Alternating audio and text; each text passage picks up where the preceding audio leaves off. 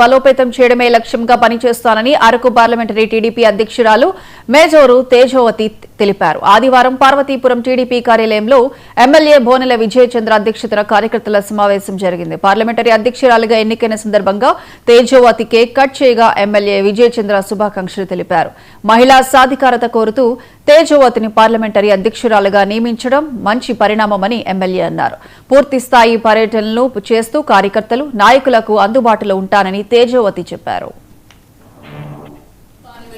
చాలా పెద్ద టాస్క్, ఎందుకంటే ఇక్కడ నుంచి 500 కిలోమీటర్ల పరిధిలో ఉంటుంది.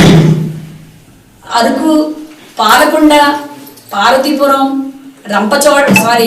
కురుపాం, మరి సాలూరు, అరకు, పాడేరు మరియు రంపచోడవరం 7 నియోజకవర్గాలు కూడా చాలా దూరంగానే ఉంటాయి.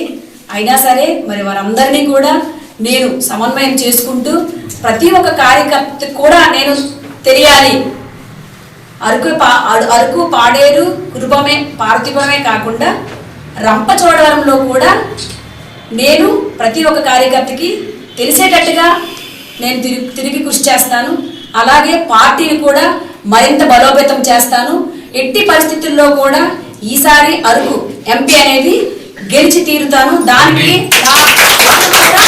సహకారం అందిస్తూ పార్టీని మరింత బలోపేతం చేస్తూ ముందుకు సాగుతాను సార్. కేఎస్ఎస్ నుంచి పార్లమెంటు అధ్యక్షుడు ఎవరు కార్యదర్శుల వరకు కూడా ప్రతి ఒక్కరికి కూడా నేను సహకారిగా ఉంటాను. అందరూ నాకు సహకరించి ప్రతి ఒక్కరూ కూడా నన్ను నడిపిస్తారని, మీ అందరికీ సేవ చేసే భాగ్యాన్ని నాకు కల్పిస్తారని మరొక మారు అందరికీ కూడా ధన్యవాదాలు తెలియజేసుకుంటున్నాను. ఈరోజు అరకు పార్లమెంట్ అధ్యక్షురాలుగా తేజోవతి గారిని అధికార ప్రకటన జరగడం జరిగింది. నిన్ననే ఆమె మా గౌరవ జాతీయ అధ్యక్షులు, ఈ రాష్ట్ర ముఖ్యమంత్రి గారు నారా చంద్రబాబు గారిని కలిసి ఆశీస్సులు తీసుకొని మొదటిసారిగా పార్వతీపురం రావడం, అందులో భాగంగానే ఈ ప్రెస్ మీట్ కూడా.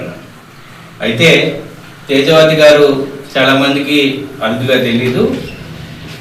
ముందుగా లేటెస్ట్గా పాలిటిక్స్లోకి వచ్చినా కానీ పార్టీ ఆమె తక్కువ సమయంలోనే ఆమె పార్టీకి ఇచ్చిన సేవల్ని, తన ప్రభుత్వ ఉద్యోగానికి రాజీనామా చేసి పార్టీ కోసం కష్టపడతానని ఇచ్చిన కమిట్మెంట్కి నిదర్శనం ఈరోజు ఆమె అరకు పార్లమెంట్కి అధ్యక్షుడిగా నియమించడం.